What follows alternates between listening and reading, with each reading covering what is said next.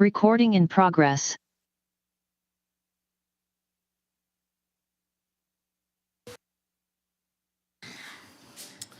Okay, I'm going to call to order this regular meeting of council. First, I'd like to respectfully acknowledge that this meeting is taking place on the traditional unceded territory of the Snanawas First Nation. First item on the agenda is adoption of the agenda. I'll move that the September 3rd, 2025 regular council meeting agenda be adopted as presenter. Is there a seconder? Second by Councillor Savage. Any amendments or deletions? Councillor Lerner, go ahead. Just noting that I had asked my motions 11A and 11C to be withdrawn, and that I have informed staff of that I'm going to be presenting them in an alternative manner. So would you like to do an amendment motion, Councillor? Yes, Okay, please. I would like to make the motion to amend the agenda on the floor by deleting items 11A and 11C. Okay, I'll second that. Oh, yeah, Director Wells. Your Worship, apologies. There was actually one more motion in item 9C that is to be removed from Councillor Savage as well. Yeah, I didn't know if Councillor Savage was going to make that still or not. It's up to him. So, all right. So I'll call the question on the amendment as it is, on let's deleting 11A and C, and then we can do further amendments. I'll call the question. All those in favor? Opposed? That's carried unanimously. Councillor Savage. Yes, sorry, I didn't quite hear that, but if we did not remove 9C, I will move that now, please. Yeah, so Councillor Savage is amending the agenda by striking 9, you said C, right? Yes. Yeah, 9C. Okay, I'll second that. Any discussion on that? Okay, hearing nothing, I'll call the question. All those in favor, opposed? That's carried unanimously. Back to the agenda with those deletions. Anything further? Okay, hearing nothing, I will call the question. All those in favor, opposed? That's carried unanimously. So there we be. Correspondence. I think we had one piece, and I have somehow misplaced that.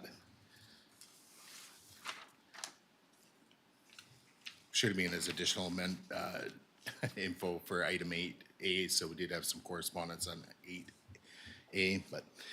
All right, moving on then into the agenda. So we have Mayor and Council verbal updates. So I guess I'll start down with Councillor Mundell, if you wish. Councillor Savage.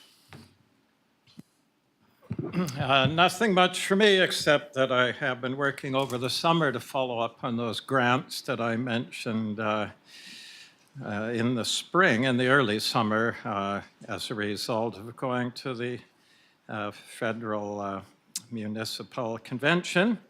So I'll be bringing those up later. That was a lot of my summer. Thank you. Councillor Lerner. Nothing to add at this time.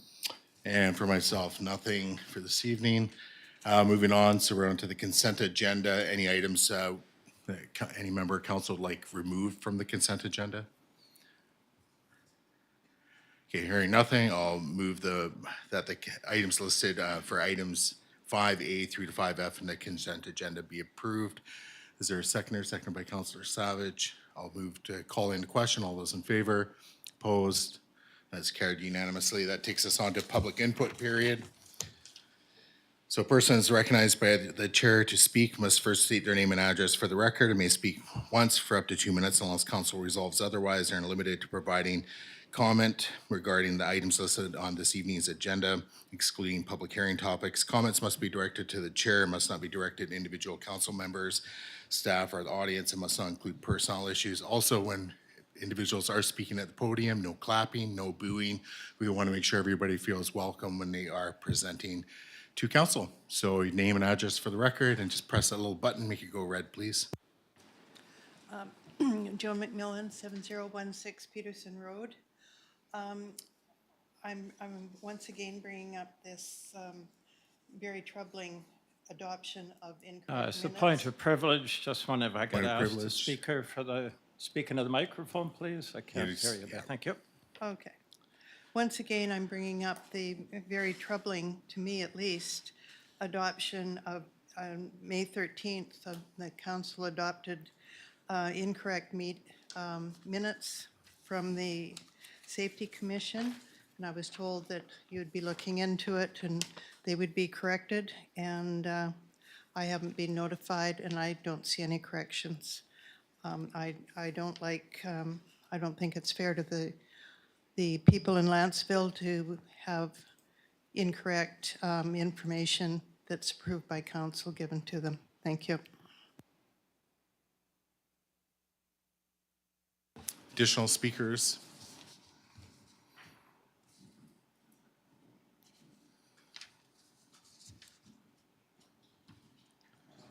Just got to press the button there. There you go. Hans Larson, 7010 Owen Road.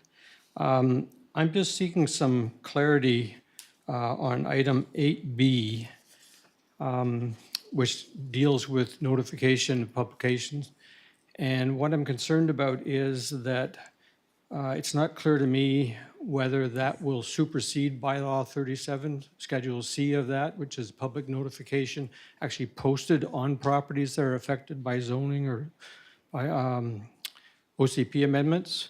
I really wouldn't like to see, I know we haven't been practicing that, I don't know exactly why, but I really wouldn't like to see this bylaw in any way supersede the requirement to put an actual physical sign on an affected property. Thank you. Okay, Director Wells. Thank you, Your Worship, through to council and to the speaker. These provisions do not in any way replace other requirements that we have for communication with the public. So any signage or other advertising items would continue, such as mail outs to residents within 30 meters and those sorts of rules. Okay, thank you for that. Additional speakers? And do we have any remotely registered this evening? None? Okay, thank you. Oh, yeah, if you wish to speak before we move on. Just in regards to the variance permit? Yeah, you just got to go to the podium and just name and address for the record and speak clearly into the microphone. You're going to have to come closer to the microphone. Ted Shinvine, 7112 Ocean Blue Place. We were just notified by mail in regards to this request, and as owners in the development, we oppose that there be given a variance in regards to the height. And I see in the minutes here that it's also from planning, it's been proposed that it not be denied. Is that the case?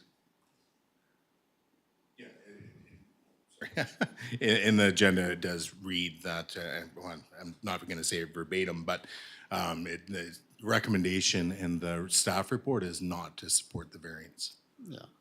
We are basically the sole ones that would be impacted at this point in time in the development, being above where the lot is, and it definitely would impact our view. Therefore, we are opposed to that request. Okay. All right. Any additional speakers before we get that microphone turned off? Oh, yeah, if you want to come up, yeah, go ahead, yeah.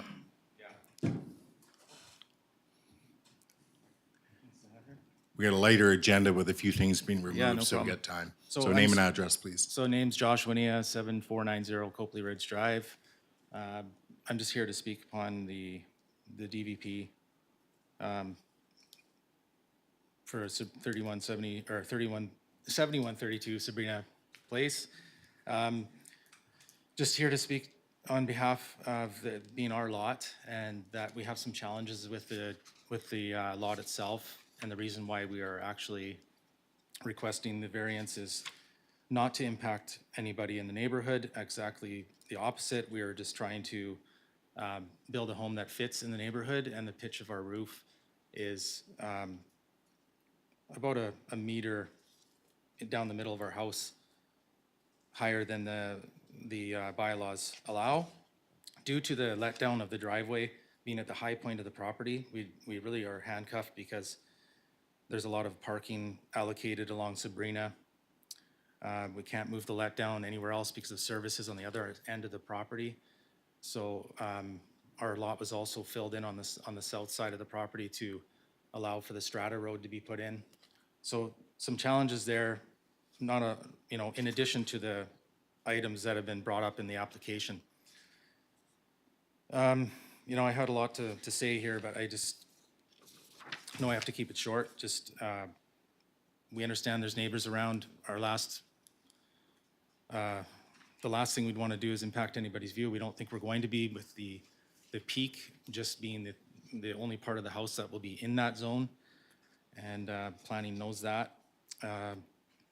We have a young family with 2 girls that are looking to move into that neighborhood, be close to the school, and we just need this little approval to move on with our plans that we've been working on for 5 months, and would really like to do that as requested. Thank you for your time. Okay, thank you. Geez, that sounds awful. I'm not contagious, just coughing up a lung from 3 weeks ago. Okay, any additional speakers? I think that's almost the entire gallery this evening, so. All right, so we'll move on in the agenda. So under, next item is under legislative matters, 8A, so development variance permit application for 7132 Sabrina Place. That's on page 31 of the agenda. So Director Robinson, is there anything further to introduce? Go ahead. Yes, sir. Just a very short presentation to give council and the gallery a bit of context about the application, then I'm happy to answer any questions that council has.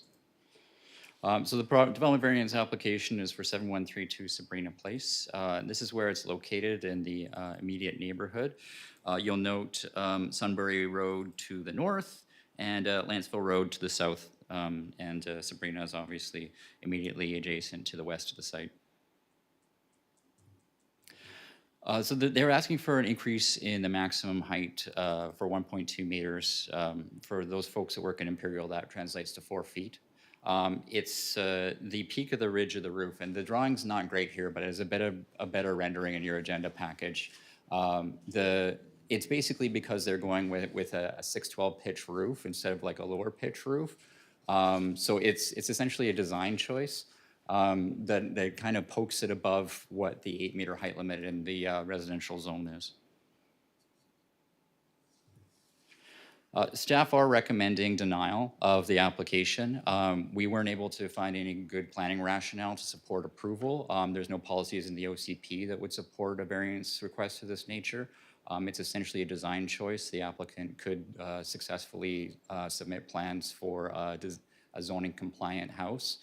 There's a number of other houses that are under construction in the immediate area, and they've all been able to comply with the height limit with a similar grading plan for those lots as well. So the planning was not able to find any justification to support the application. So we are recommending denial, but is entirely at council's discretion as to if they approve or deny the application.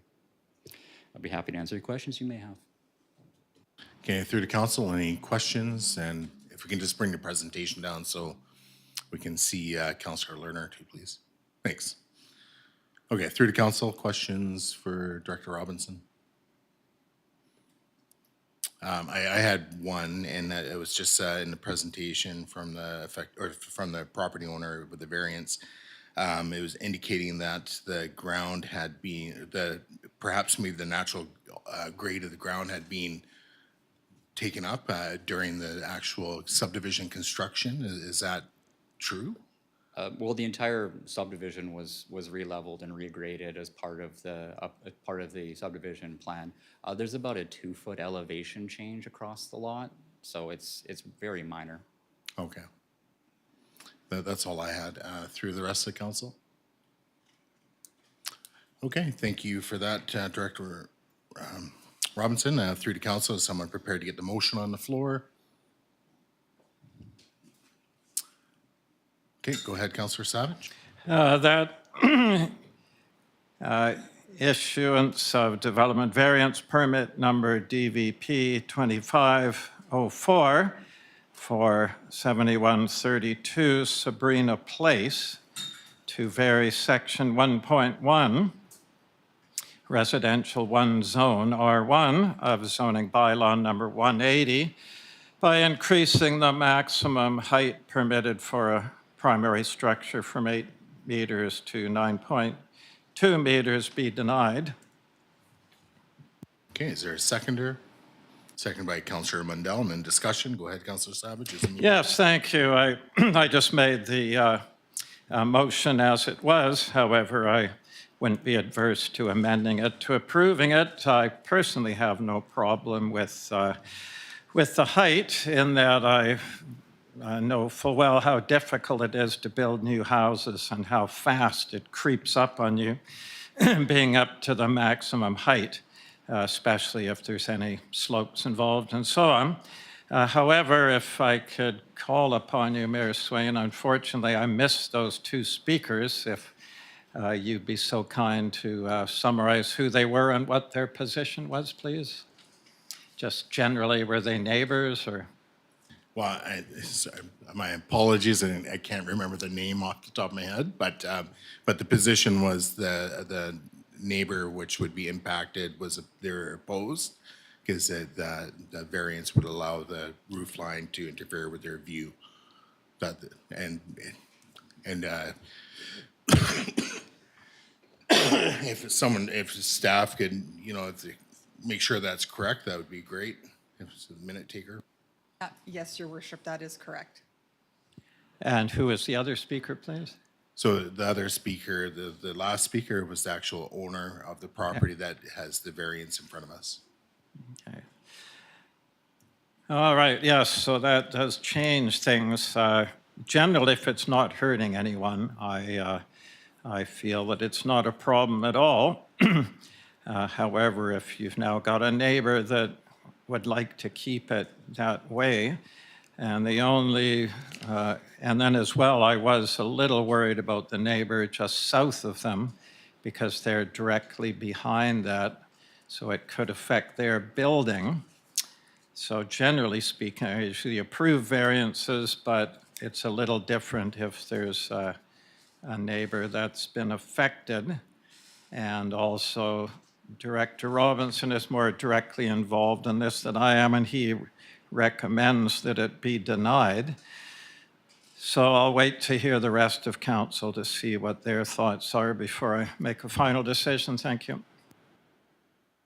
Councillor Mandel is the seconder, if you wish. Yes, I won't be supporting this as we have received some correspondence through written and now through the neighbors as well.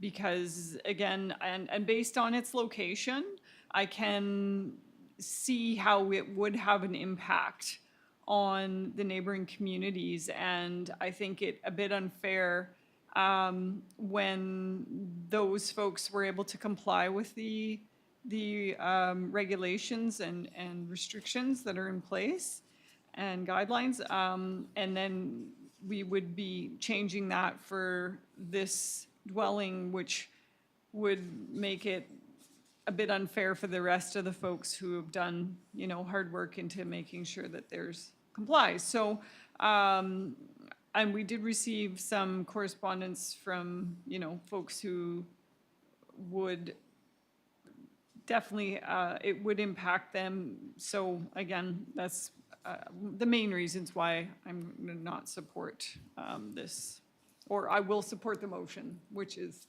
to decline the variance. Councillor Lerner? Yes, thank you, Your Worship. Just through to staff to make sure I understood. The motion on the floor is to deny the variance, and I see that there are residences on both sides of Sabrina, including some that are very close. Do those other residents have similar grading, and are they able to comply within the height limits of the bylaw?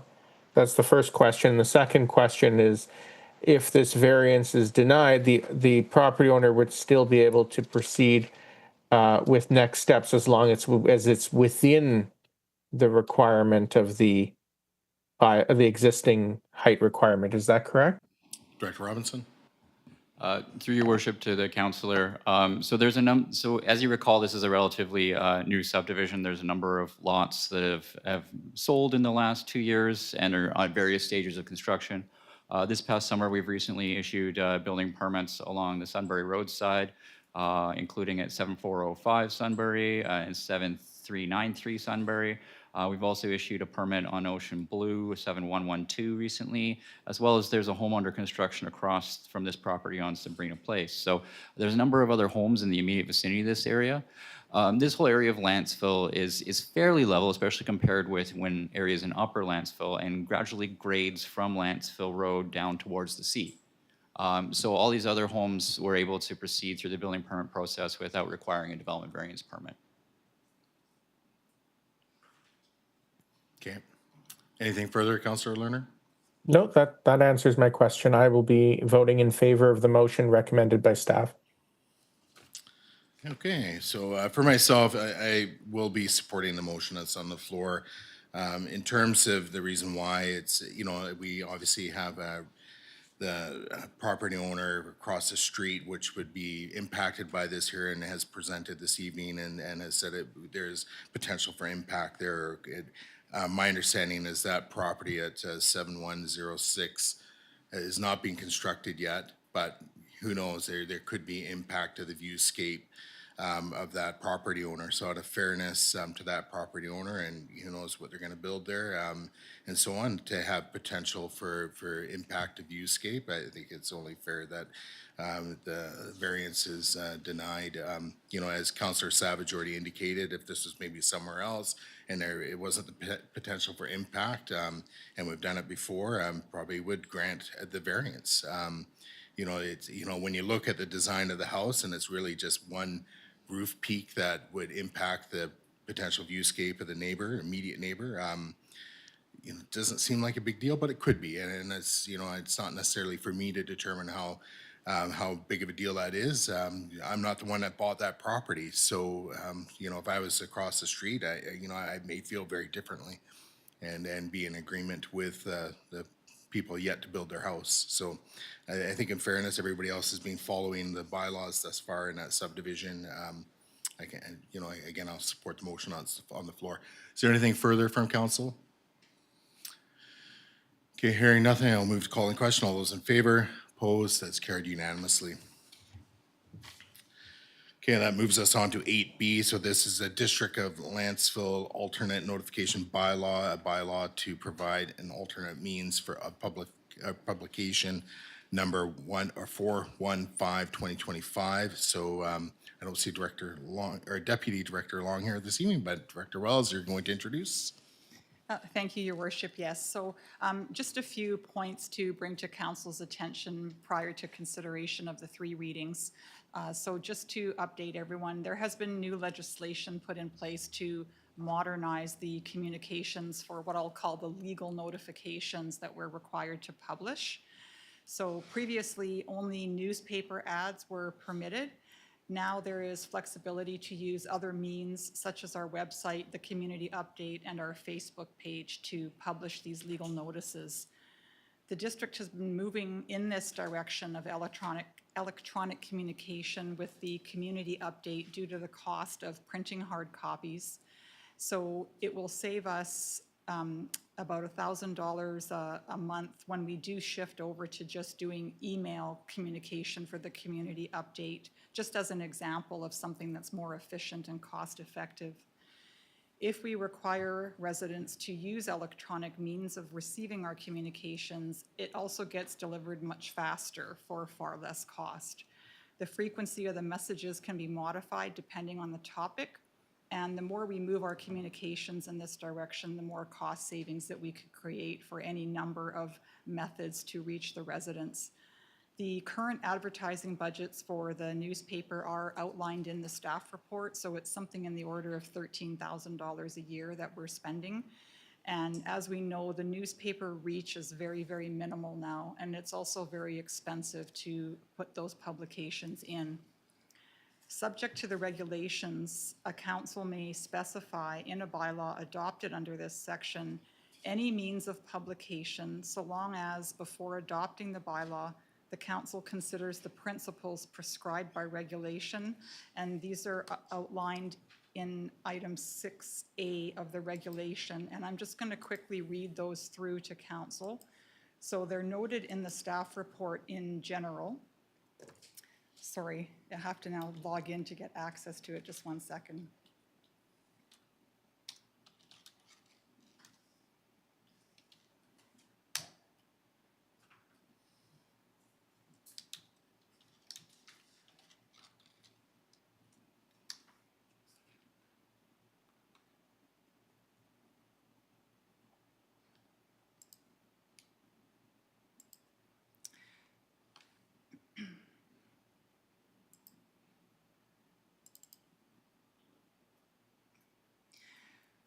So in the regulation, it says that before adopting a bylaw under this section, council has to consider 3 principles, which are reliability, suitability, and appropriate access.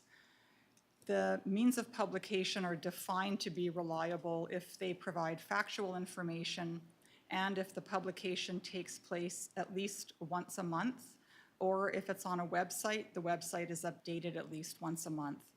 So by our presentation, it would absolutely be reliable. The other piece is suitability for providing notices, and suitability is defined as allowing information in a notice to be displayed legibly, to be published by a required date, and to allow a person to consult a notice more than once during the period from the date of publication until the matter for which the notice is required. So it meets those criteria as well. And finally, accessibility. So if they are directed and made available to a diverse audience or readership, which is the case with our website and with email, and they are easily found, then they meet the requirements of accessibility. So with all of that information provided, we think that it's a much more effective means of communication with our residents going forward. We're also looking to update our website. So we do have an RFP out there right now that closes in October. So the methods of using our website will be even more enhanced in the future to facilitate the electronic communications. Okay, thank you for that. Any questions from council? Councillor Lerner, go ahead. Thank you. Through your worship to staff, I just had a question regarding page 48 of our agenda, which is part of the staff report. There are 2 parts that I just wanted to quote and confirm.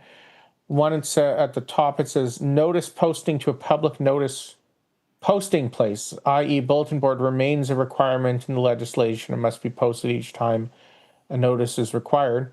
And below that, it says adopting this bylaw would not remove the requirement for the district to mail out notices when it's required to do so.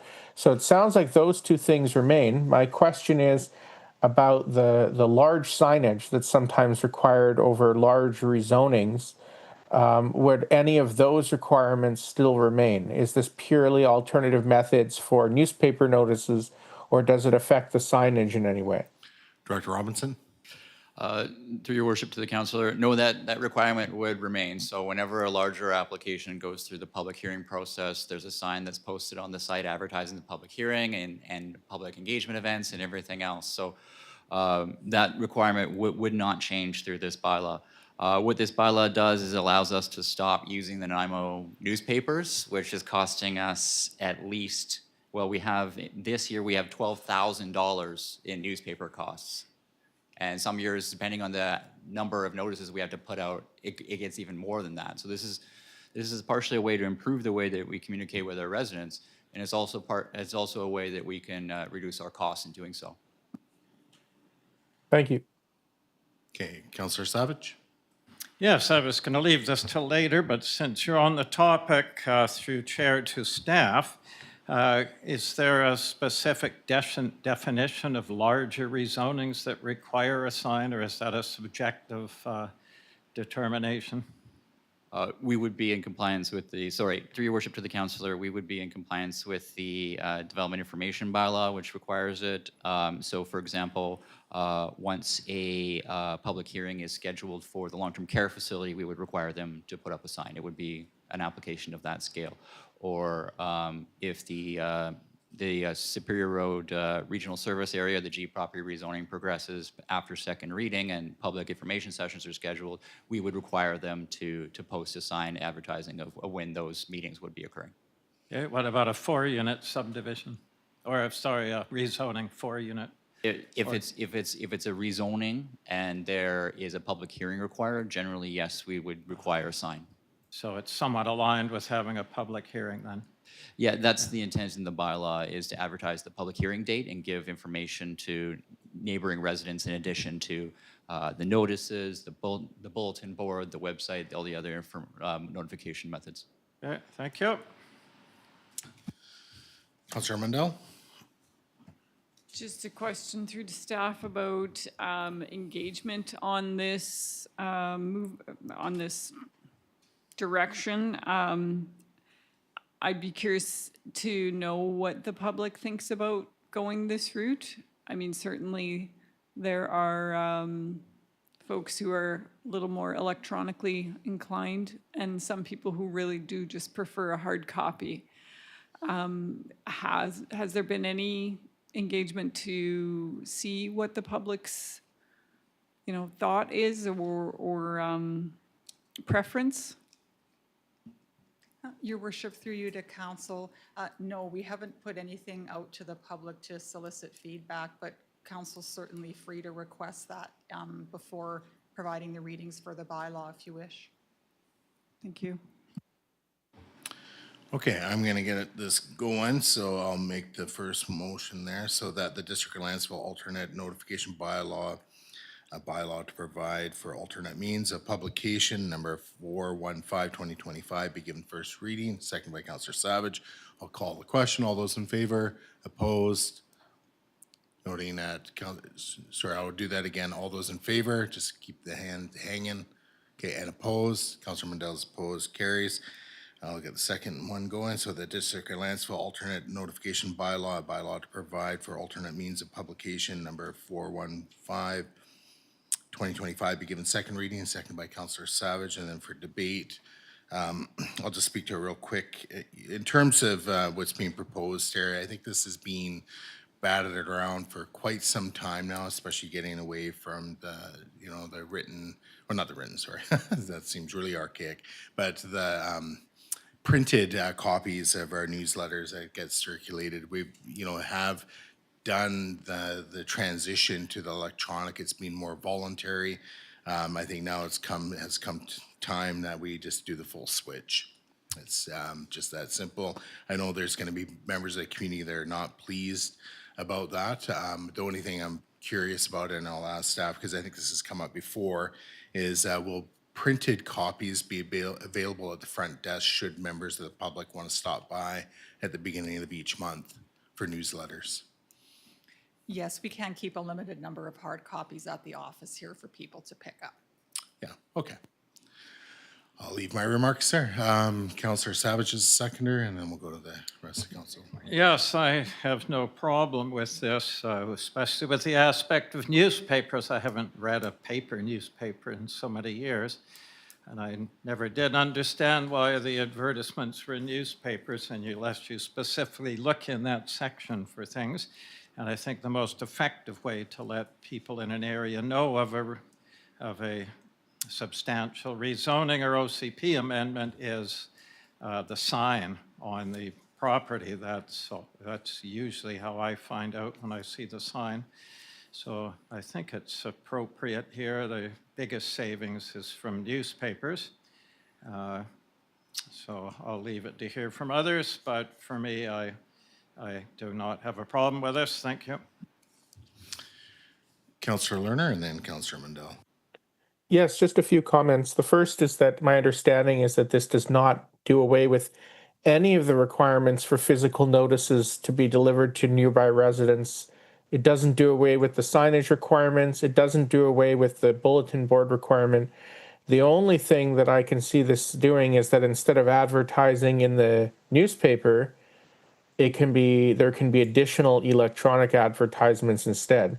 So that's really the only change. I know that I respect Mayor Swain's comment about the newsletter, but just want to clarify that this particular motion does not do away with the printed copy of the newsletter being delivered to people's homes. We postponed that until the budget season.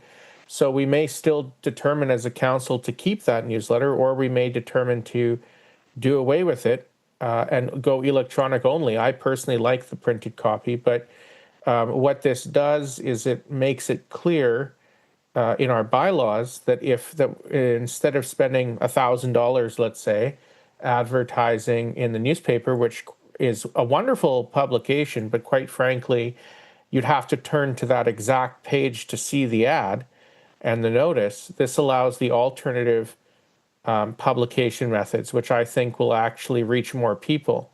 It does not preclude council from specifying that we want to do both. So for example, if we come across a very large development that we want to advertise in the paper, there's nothing stopping us from saying we're going to do both. This just means that should we have something smaller like that 4-unit subdivision and there's a public hearing notice requirement, it doesn't have to go in the newspaper. Otherwise, everything else remains the same. So I'm in support of this. Councillor Mandel?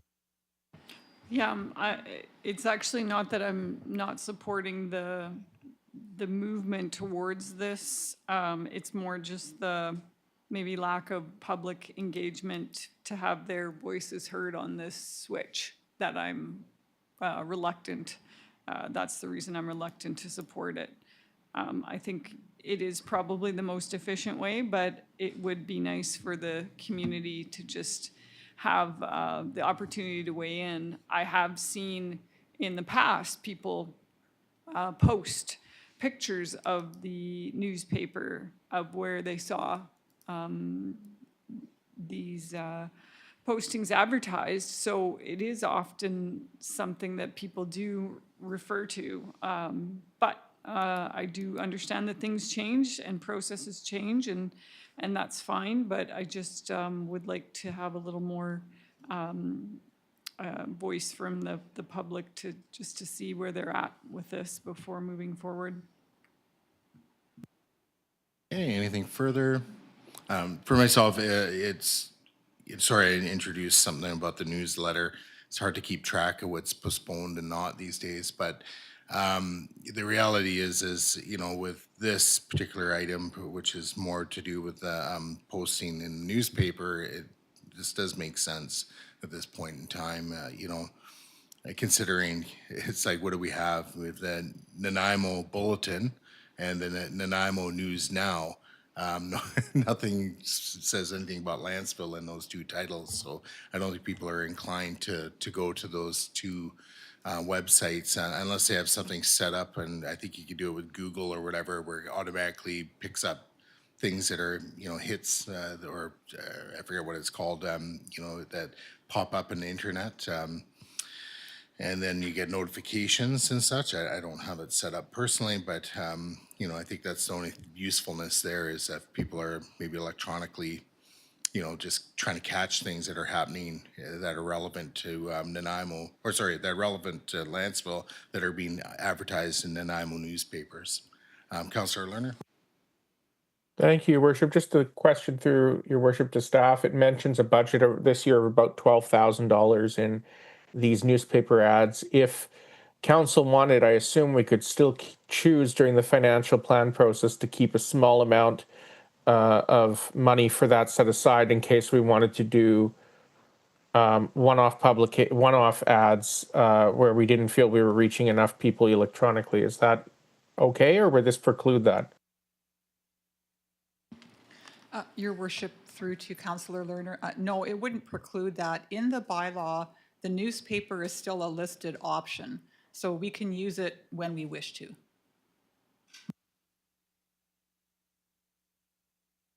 Okay, not hearing anything further, I'm going to call the question on second reading. All those in favor? Opposed? That's carried. Yeah, so Councillor Mandel opposed, it's carried. That District of Lantzville alternate notification bylaw, a bylaw to provide alternate means of publication, number 415/2025, be given third reading. Seconded by Councillor Savage. I got nothing further. Councillor Savage is the seconder. To the rest of the council. Okay, hearing nothing, I'll move to call in question. All those in favor and opposed, noting Councillor Mandel's opposed, it carries. Okay, that takes us on to item 9A. So we have the second quarterly financial report. This was referred from our last meeting. Okay, I'll just get the motion on the floor that council receive for information the second quarterly financial report as attached to the September 3rd, 2025 council meeting agenda. Second by Councillor Savage. Through to council, I don't need to speak to this. Councillor Savage, if you wish. Nothing, thank you. Through the rest of council. Okay, hearing nothing, I'll move to calling the question. All those in favor, opposed? That's carried unanimously. That takes us on to the next item, which is the volunteer program. This was referred from a couple meetings, and basically there's a motion there. I'll get the motion on the floor that the 2026 to 2030 5-year financial plan incorporates additional staff time to support the volunteer program. Is there a seconder? Pardon me, Your Worship. There is an error with what is on the agenda. There's actually two motions there. Oh. So the first one is that council give final approval for the volunteer programs policy as per the staff report, because we had to go to the union for consultation, so we only had preliminary approval in the beginning. So I just want to make sure that we get the final approval tonight.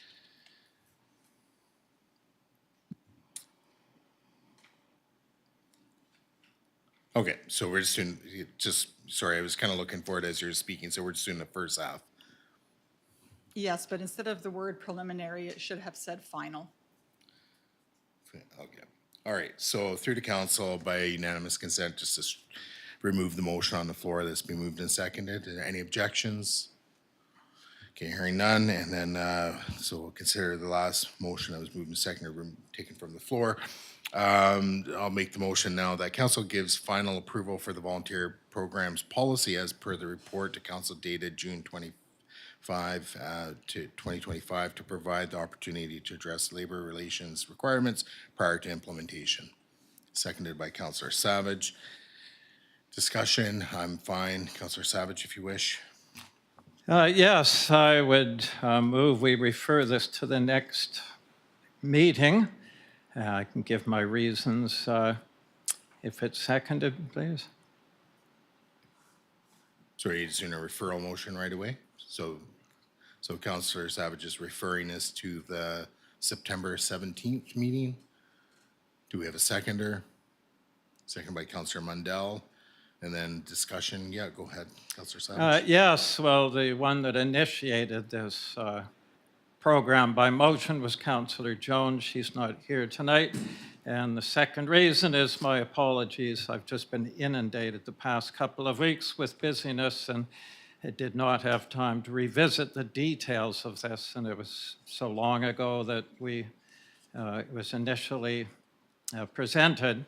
So it would really do me a favor to, I could speak about it more informed in a couple of weeks from now. Thank you. Councillor Mundell, if you wish. No? Nothing to add. Yeah, for myself, I'm prepared to vote on this tonight. Just because someone brings a motion doesn't mean that motion belongs to that particular councillor. The motion now belongs to the body. So it's council's motion. Council's basically going to be looking at approving a policy eventually. So that's where it's at. If members of council are not prepared to vote on it, I can respect that, but I can't, delay something just because someone's not here. This isn't like one of these motions where you want to have a full complement of council here. I think council is, even when we're down one or two members, is very capable and competent to move this business item. Councillor Lerner, I see your hand went up. Yes, Your Worship. I just wanted to speak to the postponement motion, if that's okay. Well, it's just a referral to the next. Or the referral to the next. Yeah. Yes, sorry. I see. I actually don't necessarily want to delay things, but I'm just sort of going through my agenda here, and when I was looking at the motions, the motion in the agenda said preliminary, so I thought it was the motion we had already voted on. And then in the agenda on on the agenda under the business, where is it here? It basically, for me, it did not say that we would, here it is. It says 9B.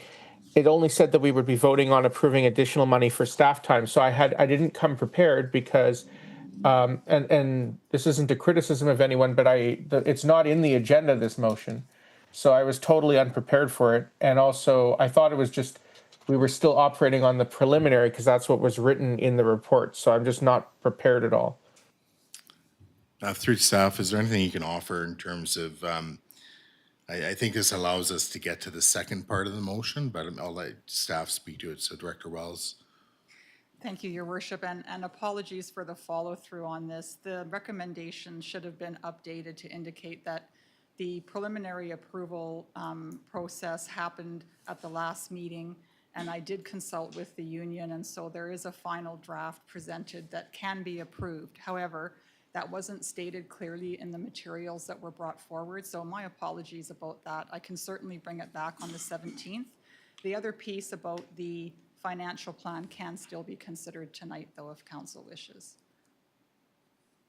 Sorry, you have to repeat that.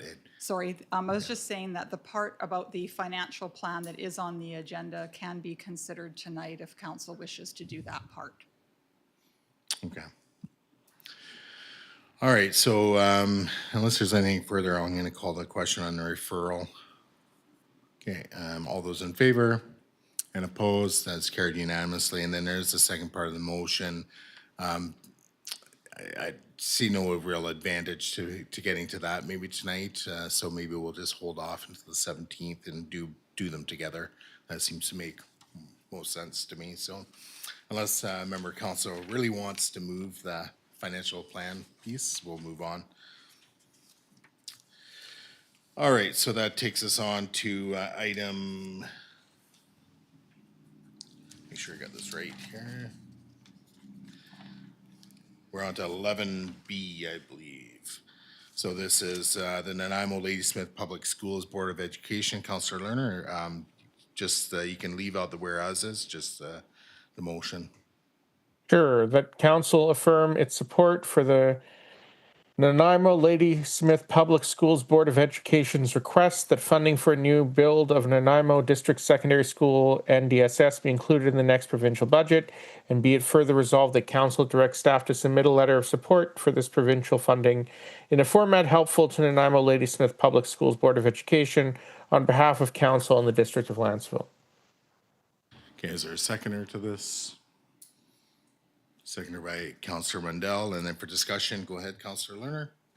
Yes, thank you, Your Worship. On page 105 of our agenda is a letter we received directed to Mayor and Council dated July 17th, 2025. It's a request from the Nanaimo Ladysmith Public School District. This is District 68, which includes the majority of Lantzville. Stating that there are capacity issues for secondary schools in our school district 68, which includes Lantzville. And they have asked this council to provide a letter of support. So I brought the motion forward for us to consider. I'm supportive of honoring their requests. They've been a very good partner with the community, and I think it's worth submitting the letter of support that our partner has requested. Councillor Mundell. Yeah, I think it's a reasonable request. I think we all recognize that there's quite a few crumbling schools in our community and surrounding communities. Now, I think some folks might be wondering, well, our most of our high school kids go to Dover, so NDSS isn't necessarily Lantzville's, Ketchman High School.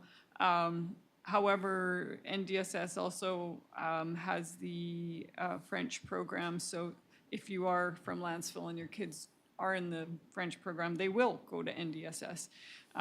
So I think it's realistic to consider supporting this. I mean, it's definitely going to benefit the entire area, not just specifically Nanaimo too. So I don't think it's unreasonable, and I think it's probably good to support our school district in their efforts. Additional speakers, I'll go next. I have a bit of a different take on this. I don't necessarily take these requests lightly because, in terms of advocating for one another, I think we have to, be careful how we use that, if it's going to have any kind of strength behind it or or carry any kind of punch kind of thing, so to speak. There's lots of things that the district and Lantzville could be advocating for, and that would benefit Lantzville residents. And one I'll just throw out there right away is a new patient tower for Nanaimo General Regional Hospital. That would be a letter worth writing. Now, Councilor Mandel's already mentioned that the catchment for Lantzville, or for Lantzville Elementary, is Dover. The bulk of our children do go to Dover. Some go to private school. They might go to the Nanaimo Christian School. They might go to Aspen Grove, which is in Lantzville. They may go to, academy programs or French immersion, potentially at the Nanaimo or NDSS. So my concern is just, when we're sending these letters, the people we're sending them to, they're gonna know. They're gonna know, oh, this is Lantzville. They don't really have much of a stake in this. Why are they writing a letter? I think we really have to look at that. And then who are we addressing it to? As far as I'm concerned, if we're addressing this letter to someone, we're addressing it to MLA Stephanie Higginson. And the reason for that is she's the former chair of the Nanaimo Ladysmith Public School Board of Education. So, we have to think, where are we sending it to? What are we actually going to say before we just send off one of these form letters, which, in terms of, asking the provincial government for monies, and there's lots of different pots of monies that we should be asking for to help support the infrastructure in our region. But I think for Lantzville, what do we want to get behind? Do we want to get behind education? Do we want to get behind hospital? Because if we try to get behind anything, then our voice doesn't carry as much. So for me, I'd rather have our voice going towards something that would benefit the entirety of our community, and that's healthcare. I think we should be strongly advocating here for improved healthcare facilities in our region. And, the folks in Nanaimo, they're going to advocate strongly for this school. MLA Higginson intimately knows what trouble that school is in. Here we are. We have an MLA, an NDPer, that clearly understands the problems that school has and the dire straits they're in and what they need to do to fix it. There's your advocate. And if this council wants to send a letter, that's where we send it. We can send it to the minister, but I think we probably all know now that if we want to do anything here, let's send it to the MLA of the jurisdiction that covers this school, and let that MLA do their job and taking it up the chain to the appropriate ministry. So through the council, I'm willing to support this on the caveat that the intended recipient will be MLA Higginson. Considering I'll be the one signing it, I don't know if there's any strong objections to that, or you can just trust that when the letter goes out, that we know where it's going to. Councillor Savage?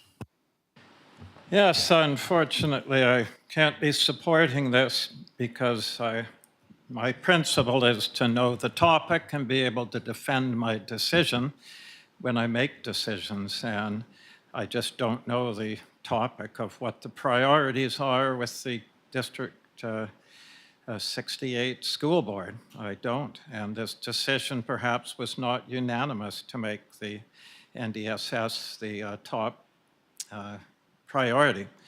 So if I don't know, I can't really support something. And the other reason is we're here to advocate for Lantzville. And I wouldn't want to find out later that this funding for replacing an existing school was at the cost perhaps of another priority, which is to get Lantzville a second elementary school in Upper Lantzville.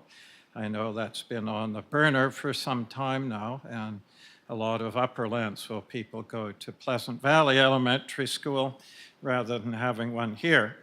So it's for that reason, as noble as this may be, I don't want to intervene in something that's not in my purview, which is being a board member of School District 68 I simply do not know the topic that well. I have no idea if replacing NDSS is far higher priority than other priorities because I don't know what all the priorities are.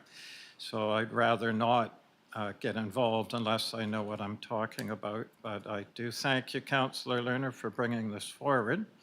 It gives us a chance to think about it. But sorry, that's where I'm at, just because I can't vote on something I don't know what I'm talking about. Thank you. Councillor Lerner? Just two quick things. If this does pass, I have no problem with it going to MLA Higgins. And second, the school district requested this. So as far as what their priorities are, that's not for us to say. But as was mentioned, they made this request of Lantzville Council. And so we can honor it or not honor the request. It's up to us.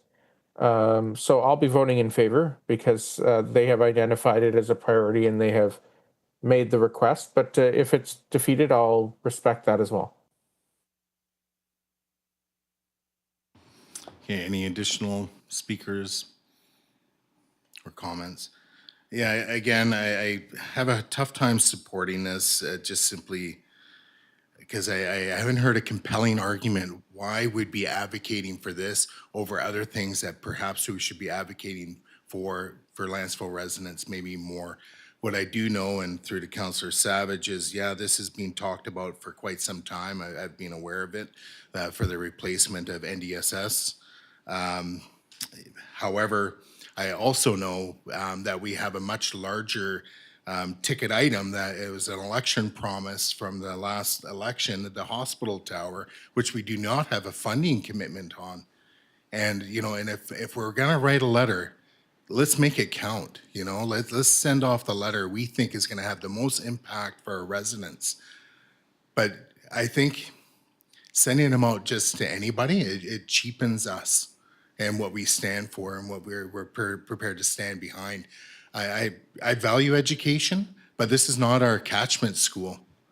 If it was Dover, I think we'd be having a much different discussion right now. My tune would be a little bit different because that does directly impact Lantzville residents, a lot of Lantzville residents, not just a few, a lot, more than majority. So I have extreme reluctance, and I think Councillor Savage, you know, did indicate as well. We don't know the full scope, but again, I've been around the block a few times now, and then just with various conversations with other elected officials and school board, you know, trustees and so on, that I do know that NDSS is hurting. Right, they need to replace it.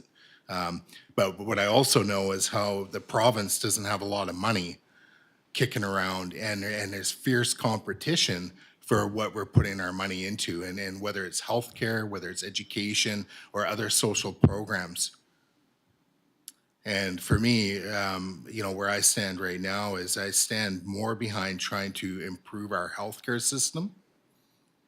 And yeah, but I think as local officials or as politicians, we have to sometimes choose what we're prepared to stand behind. And for me, I stand behind improving our healthcare. We had an open house today, not to digress, but you know, for the long-term care facility, I support that. You know, I support that investment in monies. And it's hard to say that because I do support education, and I don't want anybody to take that the wrong way. But it's just, you know, what has impact to our Lantzville residents. So I'll leave it there. I could just ramble all night. Councillor Mundell, if you wish. Yeah, I don't agree with the sentiment that, you know, if we put our name on something somewhere, it weakens it in a different avenue. I don't agree with that at all. If anything, it makes us maybe look like we're more in partnership with our fellow communities and that we are willing to stand together. We use so much of Nanaimo's resources. We use their pools, we use their rinks, we use their healthcare, we use, I could go on and on. I don't think it's dampening our voice. I don't think it's, if anything, I'm more concerned actually about how this reflects on Lantzville if we don't support it. Yes, it may not be a lot of the kids that attend from Lantzville, but again, the broader, bigger community, and just as Councillor Lerner identified, they did bring it forward as a priority. So I don't know, I think in some things we have to support them in solidarity, and I think this is one of them.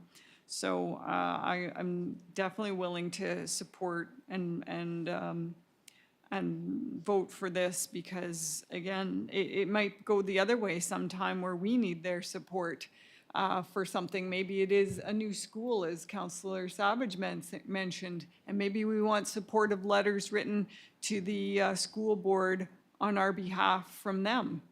Do you think that they may reflect back and remember this? Possibly. So I think that we need to be working together rather than saying, oh, I've got a request here and we are not going to support it because we think that might dampen our voice. I don't agree with that. So thank you for bringing this forward, Councillor Lerner, and I will definitely be supporting it. Okay, anything further from council? And just as a bit of point of information, it's not like we get things from Nanaimo for free and we're using them. We do pay school tax, we pay hospital tax, we also pay through the RDN to use the arenas and other sport facilities in the city of Nanaimo. So we're not getting any free lunches here. And just lastly, I think in terms of support, if we were going to be creating a new elementary school in Lantzville, I don't think I'd be going to the city of Nanaimo and asking them to support us. Just throwing it out there. So I'll call the question then. All those in favor and opposed? Mayor Swain's opposed. Councillor Savage is opposed. It fails on tie vote.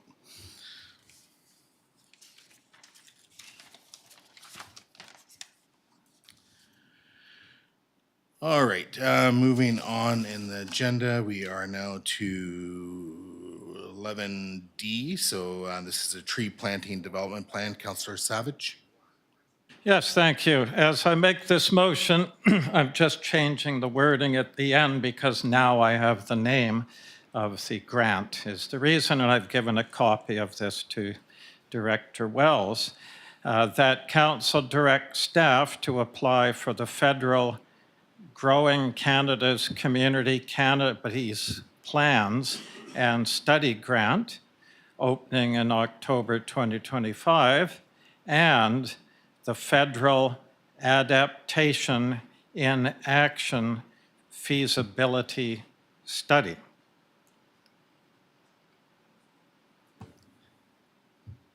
Okay, is there a seconder? Okay, second by Councillor Lerner, and then for discussion, go ahead, Councillor Savage.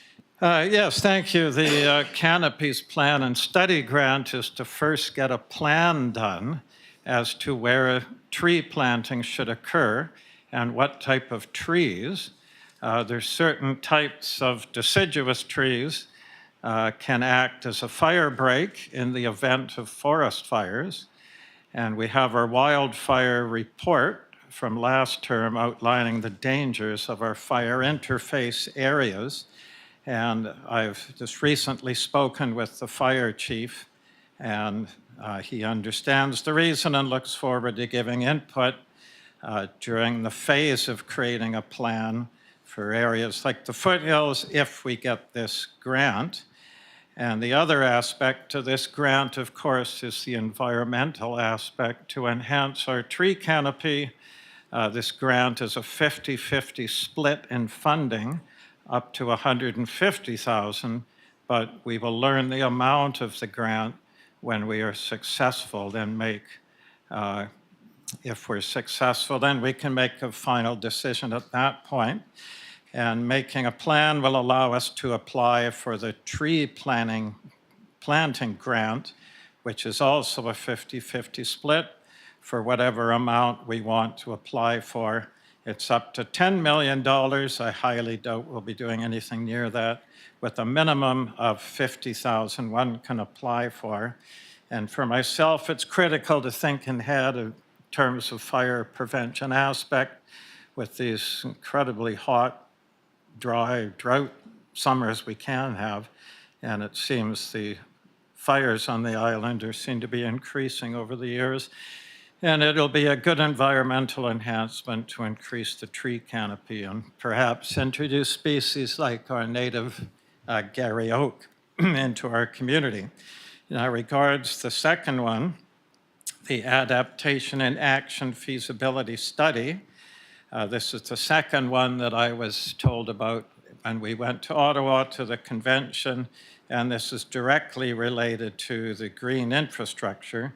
We already approved $100,000 in the 2025 budget for a green infrastructure plan, and now we have a chance with this grant to reduce the costs. This grant will cover up to 80% of the costs, up to $70,000. So it is a good deal. And the main aspect of green infrastructure is stormwater management. That was really big in Ottawa. That's a lot of the tours I went in were a lot of them linked to cleaning up their water systems, their rivers and their lakes and so on by much better stormwater management. So the request for this grant, this grant for stormwater plans has already been given to other communities, so it's very on point asking for a stormwater plan. And also there may be other suggestions for other aspects to infrastructure as part of this grant, so with the plan. So at any rate, that's my input on that. And like all grants, we have nothing really to lose to make the grant application, with the final decision being when we get the grant. So thank you. Okay, Councillor Lerner is the seconder. No, I support applying, but noting that if we don't get the grant, then I don't think we should proceed with any of these additional things. It would be contingent on getting the grant. Okay, additional speakers on this? I had one question through the mover. I see that it's, the grant is process or application process opens in October, is that, okay? And do we know when the close date of that is? No, I do not. And this is something that's been very hard, getting all this information from distant people with so many on holiday, and very difficult for them to get back to you. So when we've forwarded this, staff will be learning more as they investigate so about that, when it might close. Yep. Okay, thank you. Yeah, I'm, you know, at this point, I'm kind of indifferent on it, just simply because, you know, it's nice to chase after grants, but I feel that right now there's a lot of stuff on the books here in Lantzville, and to commit our staff to, you know, investing the time and energy into, you know, trying to be successful with the grant application by doing a good and thorough job. I think we're just adding another chunk of lumber to the already big pile. Now, you know, having said that, that's what I was asking about, when does it open and potentially when does it close? As the council knows, and I think the general public knows, we have a new CAO starting next week. So as much as it pains me to do this, I would potentially recommend that we postpone this motion to a later meeting, so we can get a better grasp on, you know, what the workload is like downstairs, and is this something that staff can actually absorb into the workload? And then also looking ahead, like if we're successful, is this something that staff can add to their workload, because it will add work. Maybe some of it can be contracted out. I really don't know, but the answer to everything is not contracting out. It's trying to do stuff in-house as well. You know, I was cruising through our strategic priorities, and, you know, there are elements to this which kind of are woven into our strategic priorities, but it's, but, you know, we haven't really looked at this. And perhaps, the other thing that catches, my eye, especially after this fire season, I guess we're still going through the fire season, it's not over, but I guess maybe I just don't have enough information as to how this could potentially have a real positive effect or on trying to create more fire separation or fire breaks, or I'm probably using the wrong lingo, but, to ensure that if there is a forest fire, it doesn't spread into our community. So maybe the fire chief can, I don't know if you've had a chance to look at this particular grant application, or you can offer anything and how this would maybe help with the fire breaks and all that fun stuff. Thank you. I only spoke with Councillor Savage today, so I really haven't had a chance to dig into it and see what it's all about at this time. So I really have no information to offer on this grant. Okay, appreciate that. Yeah, so for me, I think in terms of just maybe having a chance to gather a bit more information and allow our new CAO to have a look at this, and as that individual becomes brought up to speed with workload and all that stuff, maybe this is something we can take on, but I'm really reluctant to, take something else on. Yeah. Anyways, I'll leave my remarks there. Any further comments from council? Councillor Savage? Yes, I just wanted to point out that we've already approved the $100,000 for a green infrastructure plan. This is an opportunity to save 80% of that cost by this grant. And it's a priority, green infrastructure. It's one of our priorities. So we're not introducing anything new. We're introducing something helpful to help pay for this grant. And when we pay for it, the work is mostly done by the person that hired the consultant. And the tree canopy is also one of our priorities. And I wouldn't delay on this because it's up to staff to figure out if they have enough time. So all we're doing is forwarding up to staff, and they decide from there what they can or can't do. But we should get on this. The sooner you get on things, the less pressure you have to get it done. So I'll certainly be supporting both of these. Thank you. Okay. For myself, the way I'm reading, well, I don't have the whole motion here, but, it's directing staff to apply. So that means their staff is going to have to do work. And right now, I'm really concerned that this is going to create extra work. And from what I understand, there's already enough downstairs to go around and then some. I can't at this point support any additional work for our staff until our new CAO has started and has had a chance to really start unpacking things about what the challenges are and where we're at on a number of items. And reviewing our strategic priorities, I have them right here. I'm looking at infrastructure, green and gray.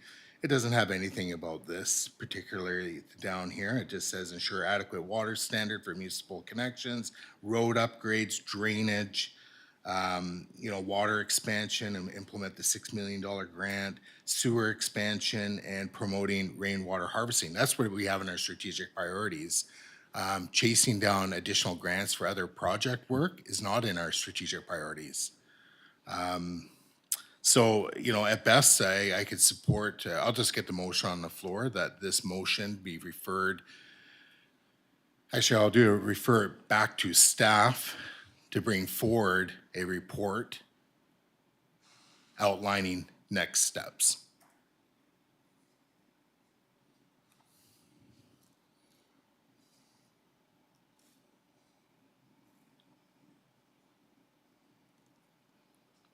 And if it's seconded, I can speak to what I mean by next steps. So it's seconded by Councillor Lerner. So I'll just keep it real brief. In terms of next steps, what I'm really referring to there is allowing staff to have an opportunity to unpack it and present to council what the true effects of pursuing this are going to be. How much time, the resources that, downstairs it's going to take to move this forward and bring something back that maybe gives council a bit more information about what we're potentially getting into. Because I'm a little bit, honestly, a bit foggy on this. I can't say I fully understand it, so it's hard for me to support something I don't fully understand and what the ramifications are going to be. So I'll leave it there. Councillor Lerner is the seconder if you wish. Yeah, I'm kind of torn on referring this because I don't know when it would come back, but I'd like to hear from the rest of council their thoughts on referring this. Yeah, I'll just comment on when it would come back. I think it's when staff can find the time to actually bring something back. And if that isn't enough right there in that statement, then we shouldn't be assigning more work to our staff, like applying for this application. Councillor Savage? Yes, well, if we delay this, we're just killing it, is all we're doing. I worked hard on this for a lot of the summer, and I spent a lot of time in Ottawa finding these grants, and they're very important. They certainly are part of our priorities. I don't have them in front of me, but you read that infrastructure, green and gray. That's the very definition of green infrastructure. And we've already approved, we're not adding work, we've already committed in the budget for $100,000 for a green infrastructure plan. And this is one of these, is paying for 80% of it. And the tree canopy certainly is a priority. It's under improving the ecology of Lantzville. I don't recall the reference to that, but I know they're in there. The environment issues and canopies, trees, and so on are part of our priorities. And this is a very important opportunity to do this. And it's going to be, this is just the initial, this is just for the tree canopy plan. So to delay is to kill it. My idea is we send it to staff and then it's up to them. They can see what sort of time they have. And if they don't have the time, they don't have the time. But they'll find out that way. But to delay it, to find it if they have the time, you're just killing it. We're missing our deadlines.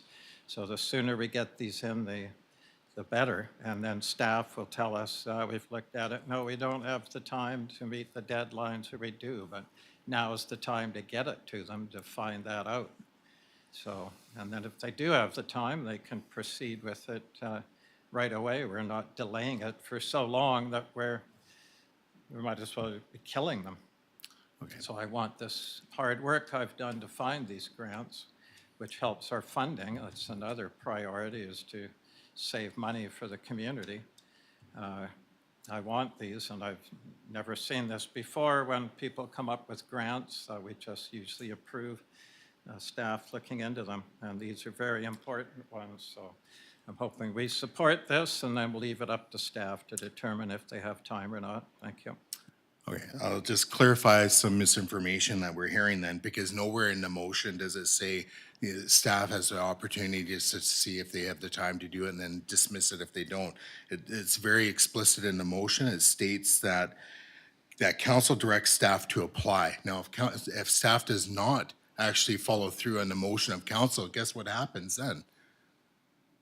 I think we all know. And that means like, oh, now all of a sudden, staff is acting, is going against the grain of council. And so if council is willing to change the motion, the wording on the motion to reflect what Councillor Savage has just suggested, I'm fine not referring the motion.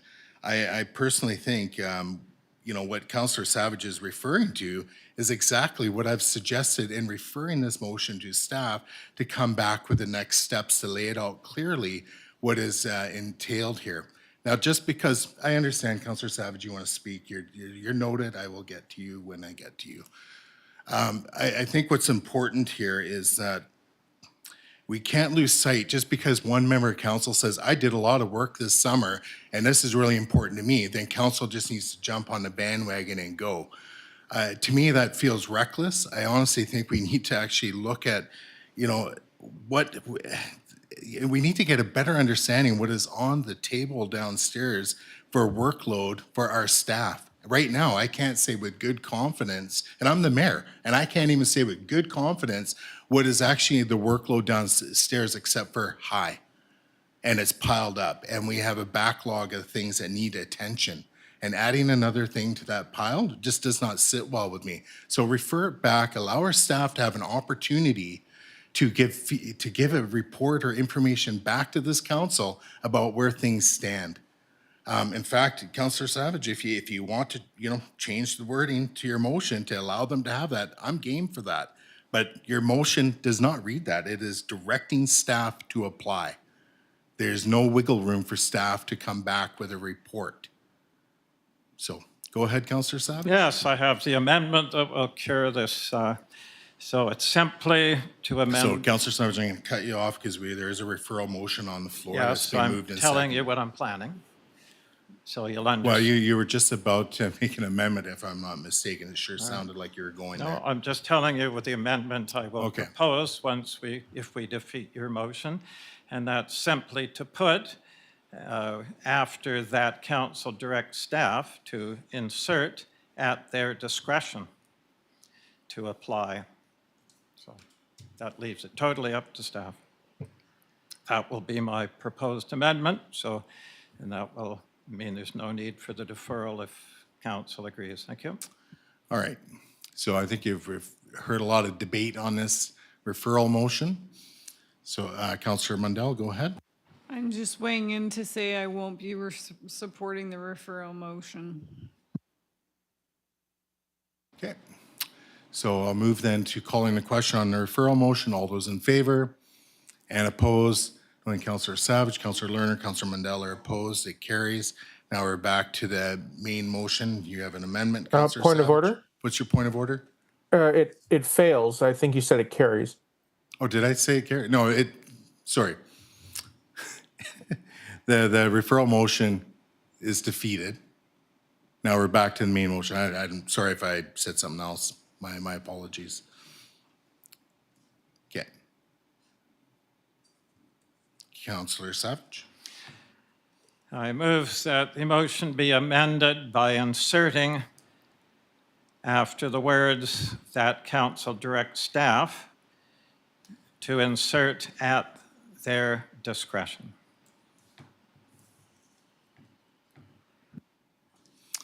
Is there a seconder to that? I'll second it. Or, okay, Councillor, well, it's too late, I guess. Discussion on the amendment. Okay, Councillor Savage, is your amendment nothing? Okay. For myself, I can support this because if staff does not have the time, I would assume that we would probably get a brief report back stating the reasons why. So I think that would be sufficient and I can support it. Through the rest of the council. Okay, Councillor Mundell, go ahead.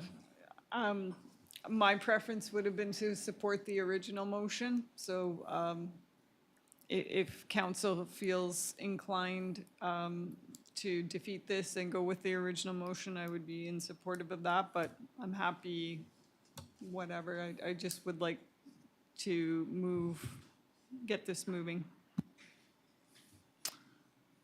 Okay, anything further on the amendment? Okay, I'll call the question. All those in favor and opposed?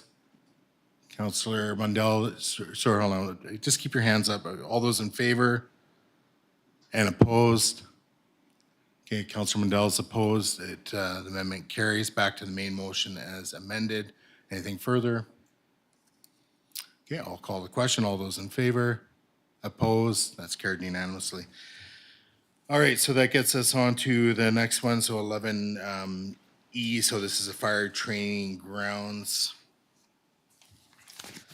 I'll get the motion on the floor that council receives the report titled Fire Training Grounds is attached to the September 3rd agenda for updated costing and information. Is there a seconder? I'm sorry, it's a point of order here, or privilege. I'm not following these motions. On my agenda, I've got a different first motion I'm just going based on, on page 6, unless it's changed.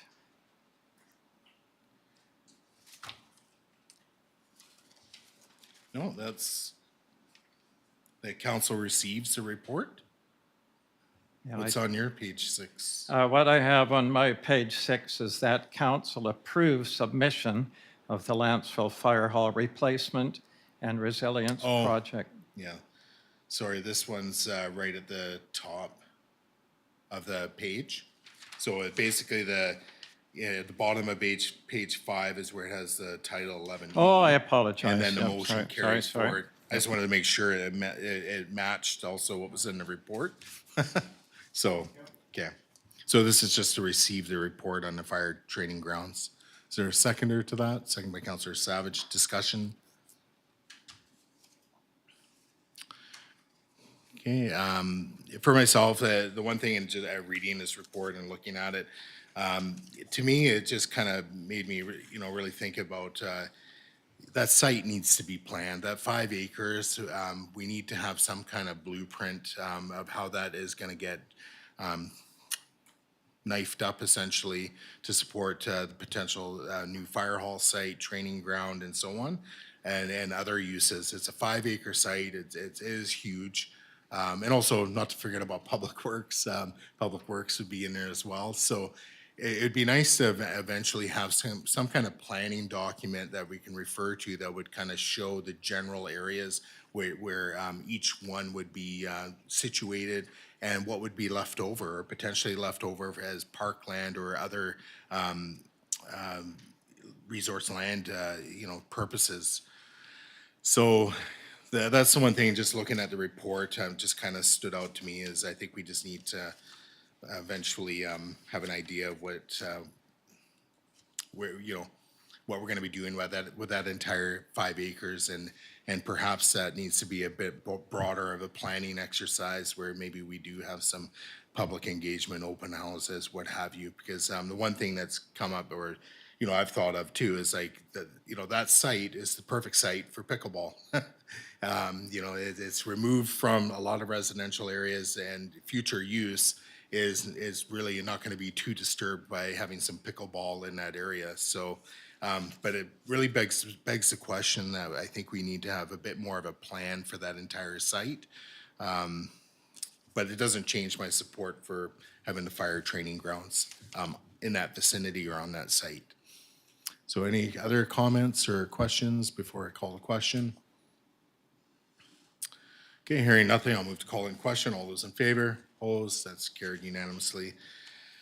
That takes us on to 11F. So there's a series of motions there. Is anybody prepared to start making those?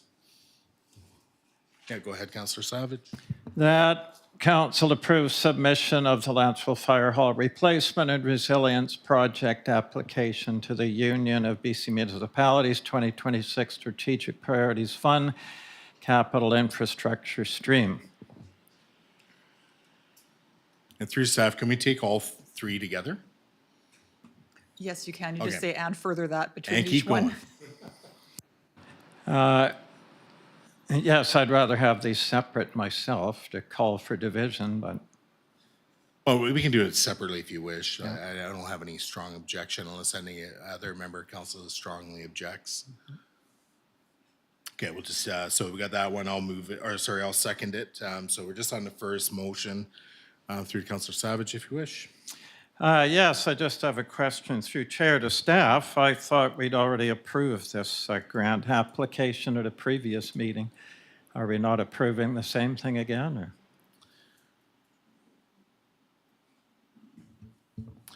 Yeah, Chief Rukas, go ahead. Through the chair to Councillor Savage, I believe it was approved. This is with the updated numbers within this now. So it was approved to move forward, is my understanding, with the project, and we were going to come back with more firm numbers. I gotcha. Okay. All right. Thank you. And we'll wait till the third motion here for all my comments on about the fire hall. But if this is just applying for the grant, I'll leave my comments separate from this. Thank you. Okay, Councillor Mundell and then Councillor Lerner. Just a question through to staff. Is this for the grant, this first one, or is this for funding? This is requesting funding. I guess I'm a bit confused here with this first one. Can you guys clarify if this is for fund or for the grant application, or if this is to request money in addition to the grant? So the third motion is the one that actually deals with the money. So what's the first one then? It's just to approve submission of a grant for this program. So they do all tie together in a way, but the money is specified in motion number 3. Okay, because nowhere in the first section does it actually say the word grant. Has So application.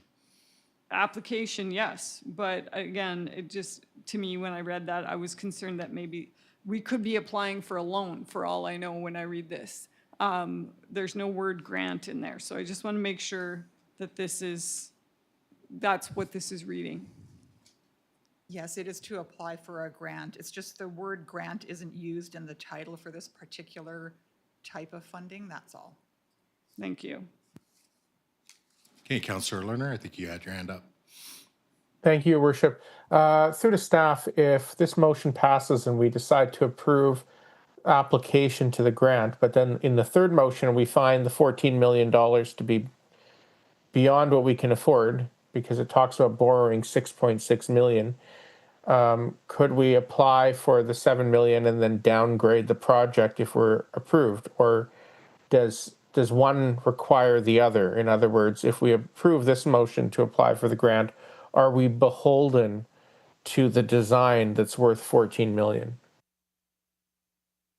I'm going to turn to Chief Ruckus. I'm not sure if he knows the answer. I actually do not know the answer to that. My understanding in speaking with the Director of Finances is that is a possibility, but I haven't seen that in writing that is the case. Okay, then if I may speak to the motion, Yeah, go ahead. I'm supportive of applying for the grant. The grant will cover up to 100% to a maximum of 7 million. So if we can apply for a $7 million grant and then keep the project at 7 or 8 or 9, that makes me happy. But if applying for the grant, we're going to be beholden to 14 million, that would require then our municipality to borrow $6.6 million. I'd love for us to have a new fire hall. I'm not entirely sure why it's a $14 million fire hall when I see other municipalities and districts spending less on fire halls. So I know that's the third motion, but they all seem to kind of go together. So I'm trying to understand, if we pass this and defeat the third, what happens? So a part of me wants to refer this back to staff to get an answer to that question in time for the 17th. I want to know, if we pass this motion and we get approved, are we now stuck spending $14 million? And I think that's a big dollar figure. So my recommendation would be to refer all of 11F back to staff to get an answer to that question, but I'll look forward to hearing what the rest of council has to say. Well, I'll speak to it because I think I may have the answer, which is, if the third motion does not pass, staff will not be forwarding on an application or grant application. I think it's that simple. So, in order for that to go into the mailbox, we have to have that other motion passed. Otherwise, I don't imagine any member of staff is going to just send this off, knowing that we're not going to be doing any kind of financial plan or bylaw amendment, and any borrowing bylaw amendment, or borrowing bylaw, because all those things would have to be in place before that application is complete and submitted. That would be my understanding, because I can't imagine we would send off something when we have not crossed the T's and dotted our I's in relation to the financial bylaws, and including the borrowing bylaw. So if that gives any comfort, I think we can move forward with the first motion, support it.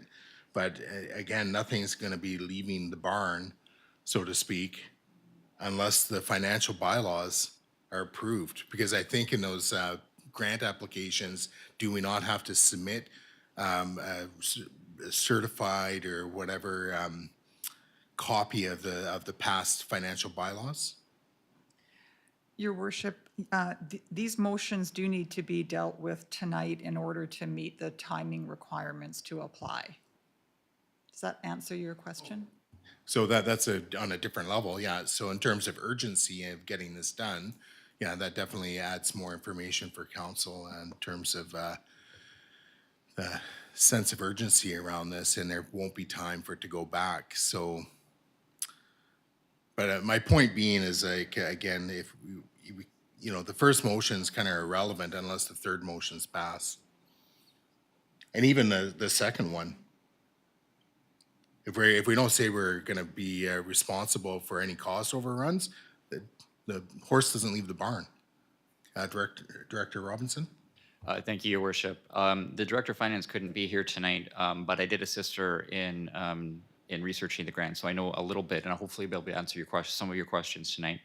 I do want to note that under recommendation number 3, it kind of outlines a possible borrowing scheme, and this is required under the grant criteria. We need to commit that we will pay for any cost overruns as a condition of the grant, and we need to cite how we're going to pay for it in the grant application. I will say that even if we get the grant, everything is great, council loves the design, you could still turn down a borrowing bylaw. So by supporting the motions and the recommendations to proceed with this application tonight does not actually commit you to doing any borrowing whatsoever.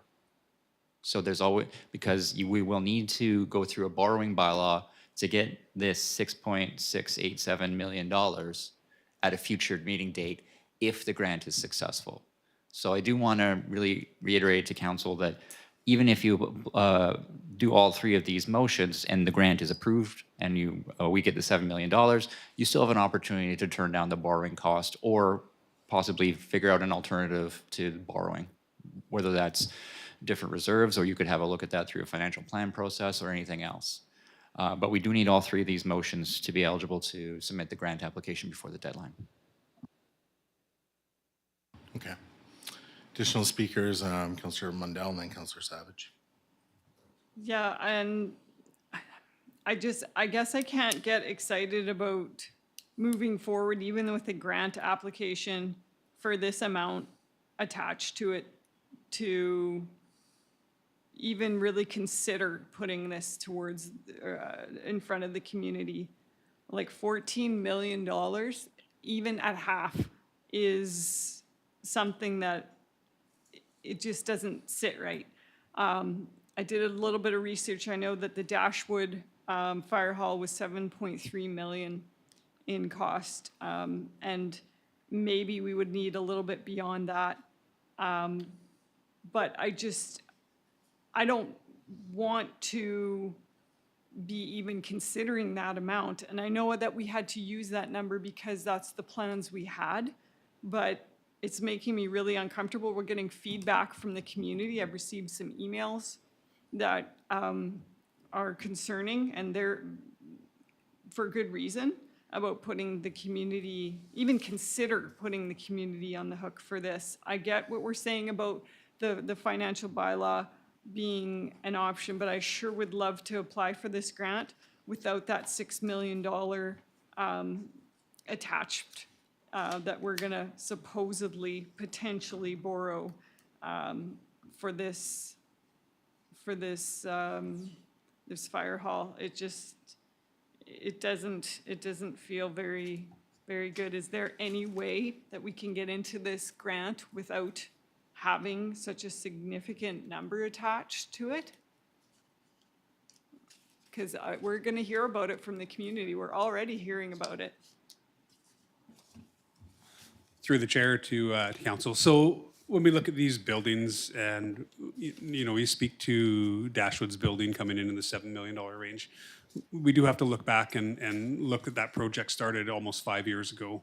It was a long drawn out project, and again, it's for a fire department that it's one of 2 stations in the area that they have. So it's not servicing all the bits and pieces that we have within this building that we're building. We literally have come up with a design for a building that kind of is the bare minimum. We've scaled it back from where it was. Again, we look at the Cowichan Bay Fire Hall, which came in at 15 million. So there is quite a broad range in that. What I would say is that if the ability is there to look at a redesign or find some savings within this building by removing something that we can do that with still, we definitely would be interested in that. We're obviously not looking to break the bank on this. We're just looking for a new, safe, usable station that's going to work for the community and work for the community long term. What I don't want to have happen is I don't want to see us build a building that doesn't meet our needs and then have to come back to council in 5 years and say, look, now we need to do a $10 million renovation to the building. We're trying to get this right in the first go. So I completely understand your concerns around the number that's on the table. And like I say, I'm totally willing to work to get that number down if that is a possibility within the grant. I don't see why that wouldn't be, but we just need to confirm that as we go along. So just through the staff, again, my question was, is there a way to apply for this grant without having that $6 million number in the grant that in some way binds us to that? So I'm just curious if that's a possibility.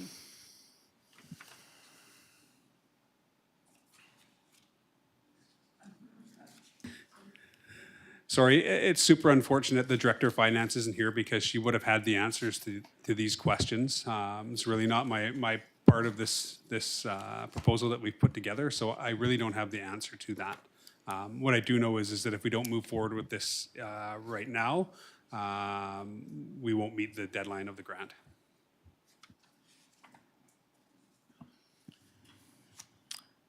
I was just going to speak. Oh, go ahead, Director Robinson, and then. Through your worship, to try to speak to the councillor's question, in motion 3, after it says strategic priorities fund grant $7 million, and then it says municipal finance authority borrowing and district reserves, you could change and combine those lines to say and balance to be funded through combination of a municipal finance authority borrowing and district reserves. So there may be some flexibility in that based on the grant criteria, but we do need to identify a funding source. Yeah, go ahead if you have a So follow-up. just to clarify then, we need a funding source, but not necessarily a dollar amount attached. It's very unfortunate the Director of Finance isn't here, so she could answer that in the affirmative, but my understanding is we need to identify the funding source for how the district is going to be contributing to it. I think she put the Municipal Finance Authority borrowing at that level to give council the maximum flexibility to further decline a borrowing bylaw in the future, is my understanding. We could change the wording a little bit and still meet the intent of the application, is my understanding.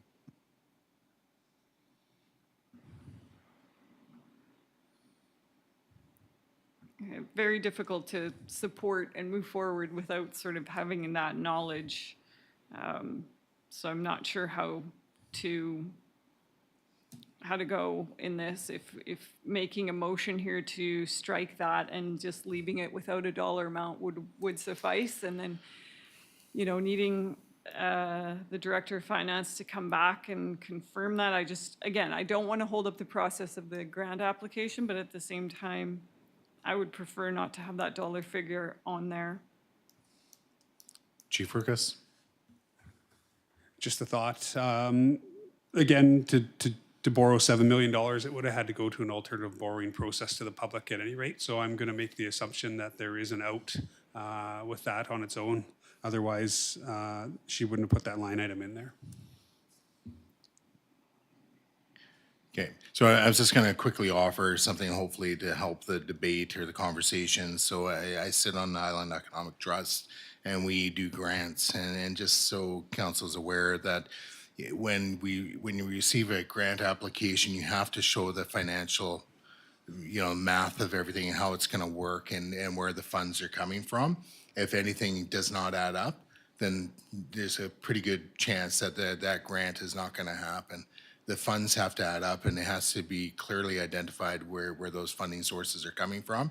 Now, and that being said, if all of a sudden something doesn't come through, then then the grant funding is not released. It doesn't commit you. You don't have to be all of a sudden breaking ground and you're to 100% committed. If you all of a sudden, you know, the district's funding falls apart, then we are not beholden to seeing the project through just because we have a grant. Similar to the WINS grant, we got nearly $6 million sitting there, but if we can't pull the rest of it together, that $6 million grant disappears. So we're not beholden to anything. So, Councillor Savage? Thank you. So my viewpoint has always been exactly what Director Robinson said, and we've had direct experience with that just because you get a grant, you're halfway through your grant application, it's generally been your right. I remember when we withdrew a grant, when the estimate came in at quite a high amount. We were told it'd be around $600,000 for a path from here up to towards Woodgrove. It turned out to be 1.2 million. We simply pulled the grant. So to me, the key is to get this grant in, and then we have all sorts of time to work on these other things. And I always saw this funding as being just simply one person's opinion of a very general amount. There's other, we could easily trim down the cost. We just don't know. The only time we'll know the cost for sure is when it goes out for tender. So I wasn't prepared to speak on the money, but since it's been introduced, it was just a short time ago that a staff member said that the contractor in Cumberland said that our proposal, they could build for around 6 million, I think it was. So there's one other figure that's much different from this one. If we're looking at having to fund, if we're looking at a cost of $13,737,000, that works out to $961 a square foot for a 14,000 plus square foot building. So surely we can ask around for recent builds and see what the cost per square foot is. And I've brought up 2 or 3 times to see if we can sell part of this land for something like housing or an office building to reduce the debt and cash layout. We have lots of time to consider that, even after we get the grant. Even if we do borrow money, we can still pay it down by going that option. But we acquired the land as a development amenity. So we need a legal opinion as to what legally we can do with the land. There may be restrictions because it was an amenity. And through chair to staff, have we found this out yet? Have I gotten a legal opinion on that for?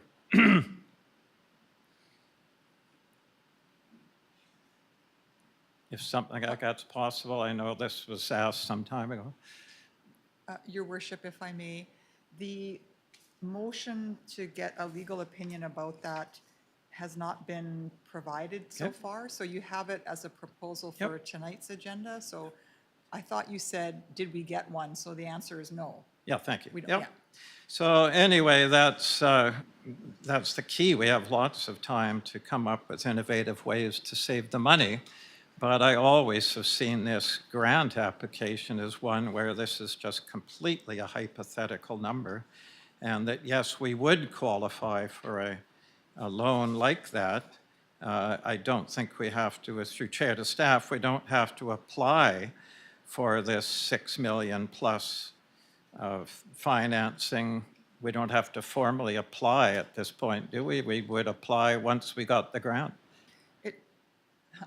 Sorry, George was going to answer and then I talked over him. Apologies. So there's nothing that obligates the borrowing piece to happen. So if council decides they don't want to do that, it doesn't fit within the budget, then that's that. Yeah, yeah.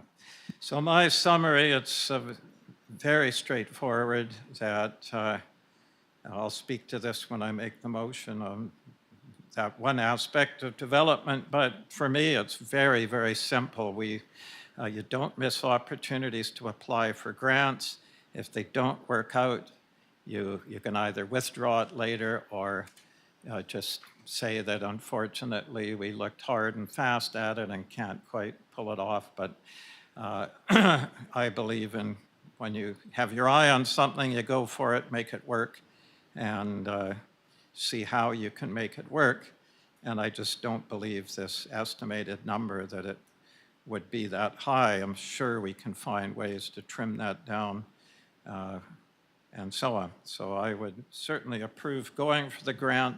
And then as we get information over the next few months, these grants often take a long time before you find out if they've been approved.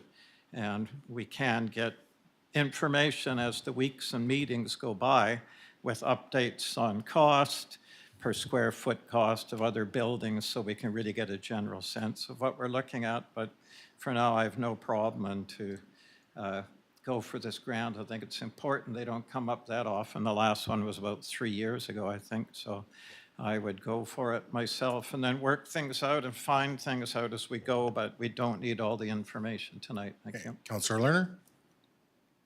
Thank you, Your Worship. I'll just say that, yeah, I'll support this motion and I intend to support the others, noting two things. One, if the price goes down, whether it's because we cut things or it turns out that it's just not needed to be that high, we don't have to borrow as much. We're not obligated to borrow 6.6 million. If the price is 10 million, then we only have to borrow 3.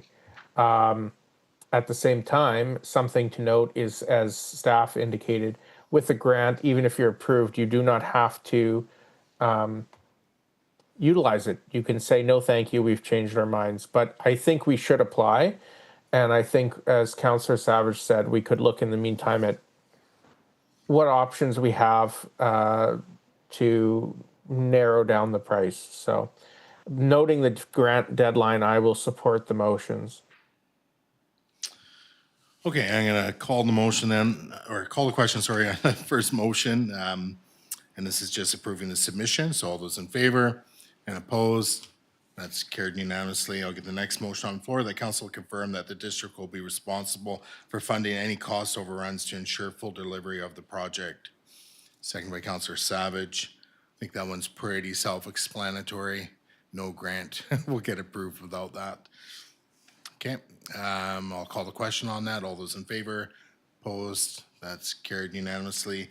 And that council directs staff to bring forward an amendment to the 2025 to 2029 financial plan bylaw to incorporate the $13,713,000 fire hall replacement project funded through Strategic Priorities Fund Grant, $7 million. Municipal Finance Authority borrowing $6.663 million, and district reserves $50,000. Is there a seconder? Second by Councillor Savage.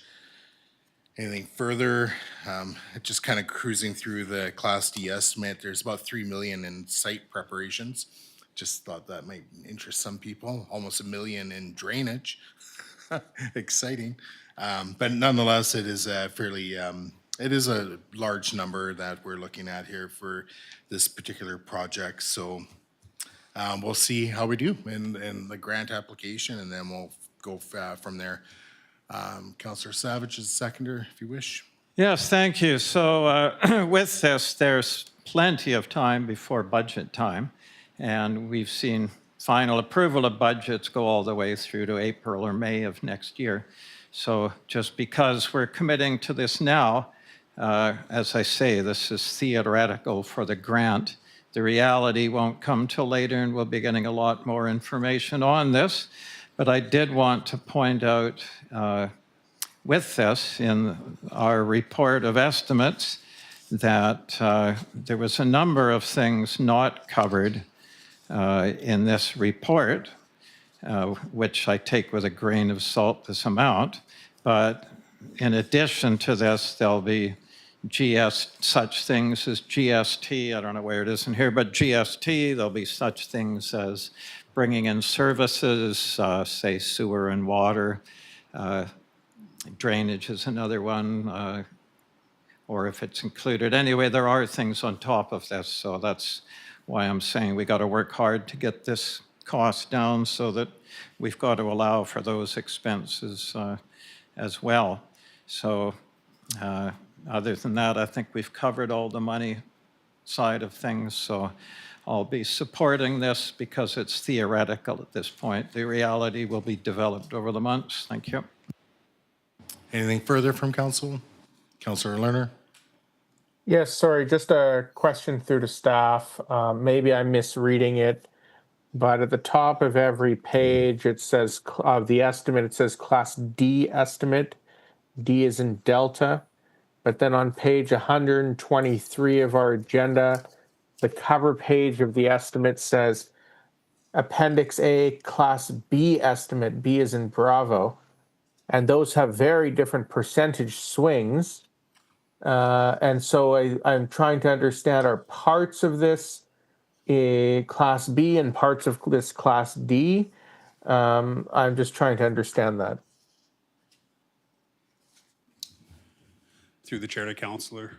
What we asked for was the Class D estimate. It's possible that there was a typo within that, but the final 13.713 million is the Class D estimate. Okay, thank you. Yeah, I will page- support. Yeah, sorry, go ahead. Oh, I'll just say I'll support the motion on the floor, noting that it does also include site upgrades, as Mayor Swain mentioned, which will be useful not only for the fire hall, but for the entire site, so. Yeah, and on page 118 of the agenda, up where it says introduction, it says this report provides the Class D. So I would say what you're referring to, Councillor Lerner, is a typo. And then Councillor Savage on page 120 is where you find the exclusions. And this is where it has GST, material testing, owner management fees, design consultants, permits and fees. Hey, that's one we control, so off the hook there. Municipal taxes, oh, that's another one, fees, and so on. Legal fees, you name it. Tariffs, oh, that's a nasty word these days. But nonetheless, it's all in the exclusion list.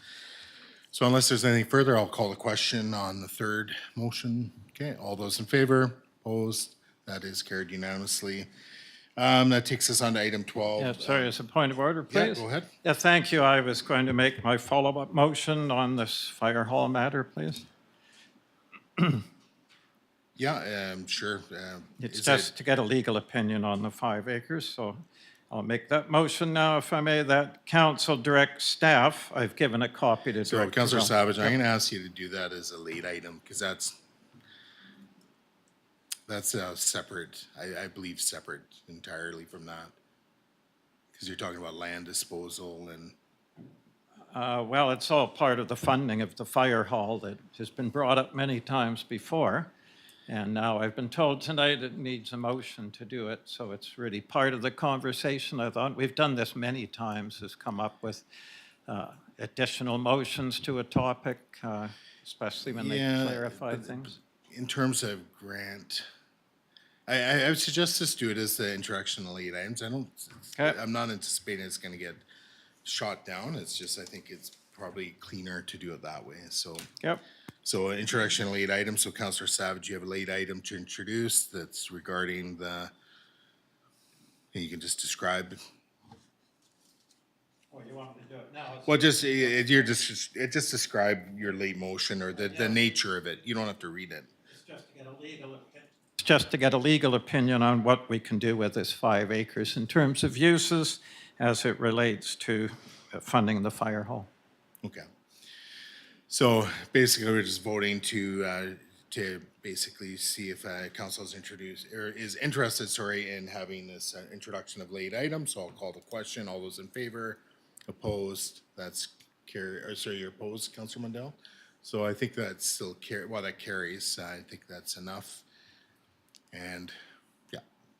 So if you want to read your motion now. Okay, that council directs staff to get a legal opinion on the limits of uses on this 5 acre parcel. In consideration, the land was acquired as an amenity from the Clark Med development, and specifically ask about selling a portion of the land for an office building where some of the space could be leased back by district staff, and the sale of the land could help fund the new fire hall. Okay, is there a seconder to that? Second by Counselor Lerner. Further discussion, Counselor Savage? Yes, thank you. We're not making any decisions tonight whatsoever. We're only looking into what uses are possible for this land. And this has been brought up innumerable times by myself and others over the while, that we can always look at this as a way of funding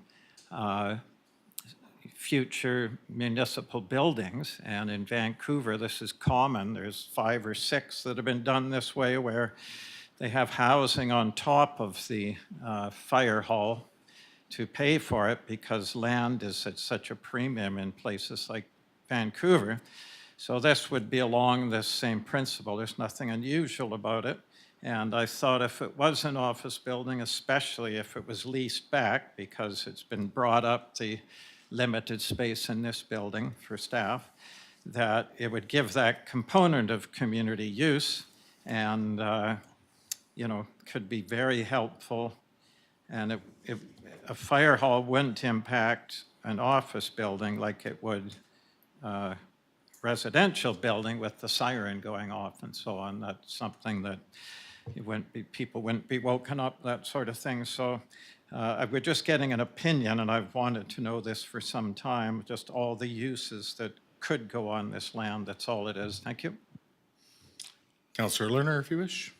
Yes, while I'm at this time totally opposed to selling any part of the land because we're desperate for more land, and once you sell it, you don't get it back, I do want a legal opinion as to what we can do with the land. Could we have our own housing project there? Could we have a co-op there? Could we put purely things that are not amenities? I do want a legal opinion on that so we know what we're talking about. So even though I oppose that particular idea, I do think that there are a lot of other things that we need to know about what we can do with that property. As Mayor Swain said, we should have a larger plan, and I'm sorry if I'm paraphrasing Mayor Swain, but basically a plan for that property. And I think getting this legal opinion will get us one step closer to being able to make that decision. So I'll support it. Your paraphrasing is correct. We do need to have a plan. Right now, I think we have lots of ideas, but we have nothing officially approved by this body. So it'd be nice to eventually have a planning exercise undertaken and move forward on having some kind of plan that is approved. So, Councillor Mundell? Yeah, I'm not going to be supporting this. I feel like we have staff that are available that could probably tell us what we can do with this land. I'm not really sure we need a legal opinion to tell us what we can do with it. We have planners available that should be well informed, I would think, of what the capabilities and capacity of land available could be used for. So I don't really understand this request, and frankly, waste of money. Again, every time we seek legal counsel, that costs the district money. So I'm just confused and wondering why we would need a legal opinion of what to do with a community amenity that gets handed over to us. I feel like our staff are probably well-informed and know and have the answer to that. Director Robinson? To your worship, to the councillor, it's currently zoned community service zone, so there's a variety of uses that would be an option, including office.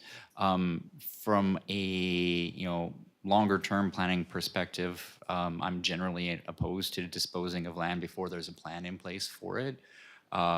However, I think the crux of Councillor Savage's question is to get a legal opinion on the fact that it was conveyed as part of a phased development agreement. If we were to subsequently sell it to a third party, would that expose the district to any liability? I think that there is value in obtaining an opinion on that piece.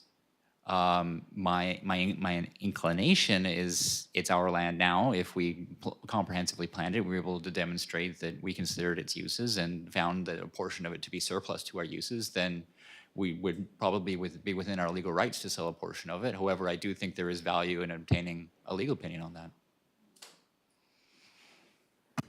Okay, thank you for that. And yeah, understand what Councillor Mundell is saying. Like, I think sometimes it's the scope of what's being asked of our legal consultants, and so it sounds to me like staff is going to probably do a lot of the legwork on this and then present their findings to make sure that yes, in fact, it's a-okay to or if the legal consultant or whatever lawyers we use are in agreement or not. But yeah, legal opinion can mean like all of a sudden now you're getting back like a 12-page thing citing case law and quite heavy duty analysis, which you can pay a lot of money for. I don't know if we need that kind of level of legal opinion, but I understand Councillor Mundell's discomfort in asking for legal opinions because you never know how ballooned that can get and how expensive it can get. So, Director Robinson? Duly noted, Your Worship, and we'll take this motion away, and I will write a very scoped request of Mr. Lidstone for his opinion. I think that brings great comfort to this council. Thank you. Councillor Savage? Yes, not to put too fine a point on it, but it's just simply that if you get an amenity of land from a development, for example, I don't think it would be copacetic to start competing with that development with housing as one example, right? So that's why I would like to find out things like, are we beholden to keep it as community services land? If that's dead steadfastly, or if that's set fast in our agreement with the developer, or are we free to rezone it? And if we are, what are some of the uses we could use it for? It's not necessarily to sell the land, but it's to find out the whole scope of uses we can do on that land because it was given as an amenity through development. Thank you. All right. Anything further from council for a call to question? Okay, I move to call in question. All those in favor? Opposed? That is, sorry, there's a little bit of lag, Councillor Lerner, so. Sorry, in favor. Okay, you're in favor? Okay, thank you for that. So that's carried unanimously. All right, so any other late items to be introduced? Any notices of motion? Yes, please. Oh, okay, go ahead, Councillor Lerner. Sure, I have a notice of motion to replace one of the motions I withdrew. I will read it out. I have already emailed it to staff and mayor. The council directs staff to include opportunities for public input on revitalizing amenities of Copley Park, such as replacing the bike rack, repairing the basketball nets, and possibly adding a volleyball area as part of the 2026 to 2030 financial plan process, and further that these Copley Park options all be referred to the Parks and Trails Committee for feedback ahead of the 2026 to 2030 financial plan process with the aim of incorporating the desired work into the 2026 budget. And that is a notice of motion for the next regular meeting. Okay, any other notices of motion? Public clarification, and do we have anybody remotely registered? And the gallery has cleared out, so I won't even read it. So I'll close the meeting, or sorry, that the regular meeting, council meeting be closed to the public pursuant to section 91A, C, D, and K of the community charter. Is there a seconder? Second by Councillor Savage. I'll move to call in question. All those in favor? Opposed? That's carried unanimously. Noting time is 8:07 or we'll call it 8:08. We'll just take about a 3-minute recess.